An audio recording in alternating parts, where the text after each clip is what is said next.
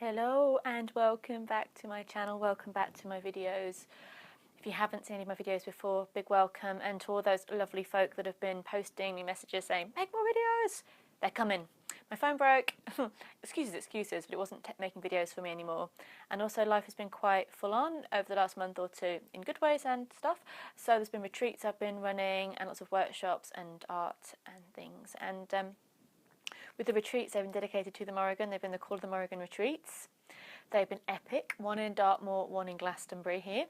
And if you would like more information about the events of the Call of the Morrigan events in 2015, do grab hold of the details by going to my website, LauraRedWitch.com, or going to our blog, thecallofthemorrigan.blogspot.com. And we're also accepting submissions for the blog if you have any experience. It's the Morrigan, any artwork, any poems, any journeys, meditations, stories you'd like to share. Please do. I'll put the details down below here so you can have a look. So the original idea for this video today was about the animals of the Morrigan, and that will be a video. And I was about to film it, and then I was like, okay, this is the video I need to make right now. And the video I need to make right now is a note on sex, death and transformation. Just a small thing then, just a small thing. It's not really something I thought or planned about, so I think about this a lot, but this particular video, so it might be quite freestyle, but I knew it had to be made at this moment in time. And hello Cobweb, the cat's come to say hello. I knew it had to be made at this time, and this is the first one that had to come through. Follows up from the last video I made as well about the Morrigan. So if you have not seen them already, I've got 2 videos about the Morrigan on this channel. They are sorry, you have to see this, it's a little bit distracting how gorgeous Bobby is. Hello. He's making his little debut there. He's just being too gorgeous, I've got to show him. Distractions, I'm full of them. Yeah, the first one is an introduction to working with the Morrigan, and the second one was about the Morrigan as goddess of sex. So this seems a very apt follow-on, actually, now I think about it. So a little note on this time of year and on sex, death and transformation. Gosh, what am I going to say? Well, I wrote an article at Samhain about the Morrigan at Samhain and about how she symbolises the energy of the old Celtic New Year. So Samhain, Halloween, was the old New Year, basically. It would be the end of the farming year completely and beginning of a new cycle. So not only was it a time of the veils being thin and the dead and the living and the spirit world and the breathing world being as one, it was also a time of absolute endings and a time of cycles, transformation, death, transformation, which is very apt because it's in the time of Scorpio. And Scorpio, of course, represents a little bit like the Morrigan, sex, death and transformation. But these are, as I'm looking at in this video, the driving forces of our universe, of our planet, of our life. And we cheapen them in our James Bond style way of talking about them because we can cheapen them.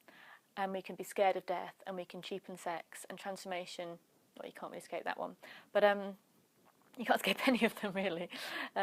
But it's, I feel, very important on this path to reclaim these things, to make them sacred, make them beautiful, and to be present and to be aware of the energies of all these things in your day-to-day life. You know, this is not just about when you pass over. You make little deaths every day, or maybe every week, maybe every month. You know, when you make changes in your life, when you shift as a person, you learn and you leave a part of you behind. When you decide to leave that relationship, leave that job, to take a change in how you're acting with something. When you orgasm, isn't that not the le petit mort in Little Death in French? So they link all together exceptionally powerfully. So to bring back the sacred to all these acts, life, death, birth, sex, transformation, you know, doesn't mean you can't be silly, but just that you're being mindful and, well, the Morrigan is a goddess of sovereignty, so being sovereign, being true and empowered in yourself in all these acts. But sovereignty is without a doubt another epic video. But back to where I was, so yeah, Samhain and the Morrigan at this time of year representing this transformative force. So the legend goes at Samhain that the Dagda, who's known as the good god, he's the god of life. He's the god of abundance. He's got he's a kind of a humorously large belly, and he's you know, kind of a joking character. He's a god of all the haha, the great bountiful things of life that are great big. Everything about him is big. Everything about him is big, and he's full of light and good humour for things. Whereas the Morrigan is thought of as more of a scary character because she represents the death-like aspect, the transformation. Though she can be really funny and really an interesting sense of humour. And she's alluring, she's beautiful, she can be, she can appear in those terms, she can appear in those ways, she can be, and she can be terrifying. She can appear in those ways too. But at Samhain, the Dagda was going to the army camp of the Fomorians to check out the war situation and try to see what was going on. And he stumbled across a beautiful red-haired lady bathing herself in a river, quite an important river actually. The name escapes me, I'll put it in the notes. And she was with 9 braids loosened in her hair. And 9 is a very, well, obviously the numbers of the Morrigan are really important, but 3 and 9 particularly are very, very, very special and important numbers. You'll often see everything she says has 3 and 9 in it, or the aspects of her are 3 or 9. So you'll see that that's repeated a lot. So, yeah, 9 is also the 9th wave in the mythology, is the wave on the ocean that after that, the 9th wave, you will be in fairyland, be in the other world. So it's the partition, it's the liminal, and also there's some other interesting energies with the sound waves as well, but I'm not in a science mode. But yeah, the 9th wave being quite an important wave, that it was the last liminal between this world and that. So 9 is very important, and being in the water, this place of life, death and transformation and journeys and birth. So end of the year, beginning of the year, he meets her there. She's looking beautiful, all alluring and bathing herself, and they chat for a while, they converse. It's good, it's like as you do. And then they make love over the river, and it's something that's quite important, that the god of life and light and the goddess of death make love at Samhain, at the liminal point between one year and the next. So their union is a blessing of the old year being transformed to the new, to the dark giving way to the light and the light to the dark. And also she's obviously quite pleased with him because afterwards she agrees to help the Tuatha De Danann, however you want to pronounce it, well, who are the race of beings that Morrigan's often associated with, and they are the hero and the fairy race and the hero race of Ireland, of ancient Ireland. So, yeah, this shows that she was happy with him and that she offered to help the Tuatha De Danann, and also that links to her as a goddess of sovereignty, saying, you know, I support you, the land is yours, you've done well, the land is yours, this new year I give you this land. And the bestower of sovereignty goes through lots of myths with kingship and the land, so that's that as well. So you've got this really powerful energy of the dark and the light mingling at this time, and the between the worlds and the blessings.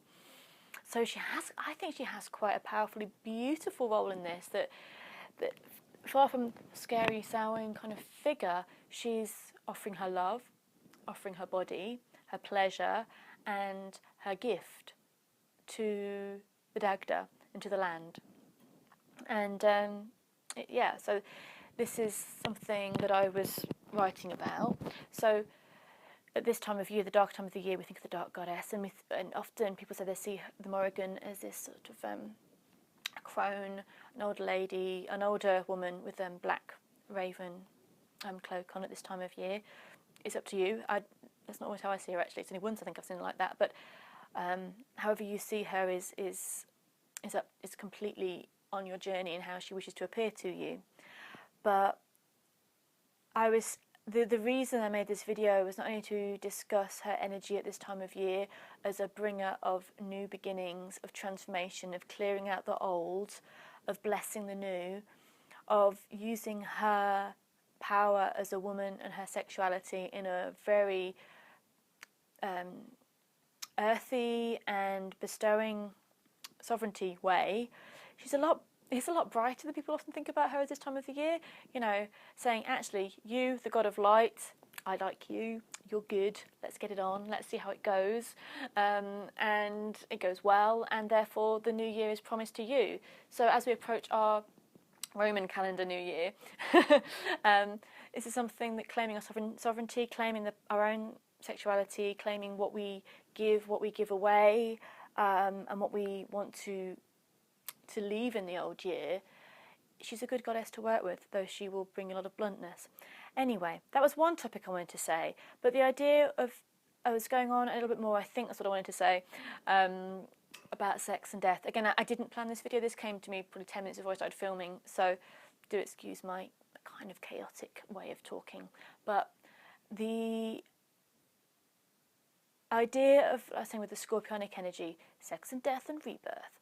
And we often see that, again, we can see it in that cheapened way, we can see it in that scary way, we can see it in that's almost putting her in a dominatrix style position and putting her out of the mainstream of how we'd work with someone, if that makes sense. I kind of felt with the Morrigan, she's given this little scary title, people go, ooh, and they put her over there. And I feel very strongly that this is because she didn't fit in any of the boxes that were made for women deities at the time of the Christian takeover of the church. She's exceptionally powerful, feisty, sexy, kind of aggressive when she needs to be woman. So she's more demonized. And I think it takes away her importance as a goddess of sovereignty and a goddess of the land, because sex and death are two of the strongest forces and inescapable forces of our life, of the universe. And what I see with her being a goddess of sex and death is that she is withholding the balance, the devourer and the devoured, the passion and the ending. So she is holding the balance of these two things, because if these two things did not exist and she did not personify these things, then life would be very, very stagnant, it would stuck, it would rot. So she is clearing out what is rotten, she is clearing out what is done in our lives in a very practical way, day to day, an emotional way, a spiritual way. We die and we don't want to be hanging around rotting away. It's a nice image for us for the evening. I'll stop that one right there. But to the bones of you, to the clarity, to the clearing. And then she is the goddess of sex who births the new, who brings passion, desire, the explosive energy of life. So she is the maintainer, to my mind, of the balance between life and death, and she holds that balance that is so very, very important for life to continue healthily.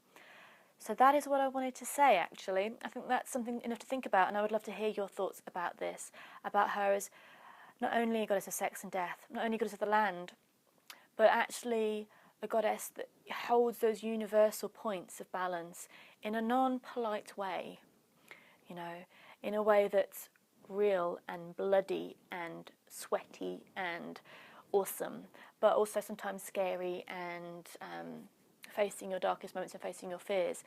So this is something I want us to think about, or she wanted us to think about, was of her being a force of balance, and therefore a lot more pivotal and important in our day-to-day lives and in the myth and the framework and the fabric of our land and our history than possibly she's given enough credit for.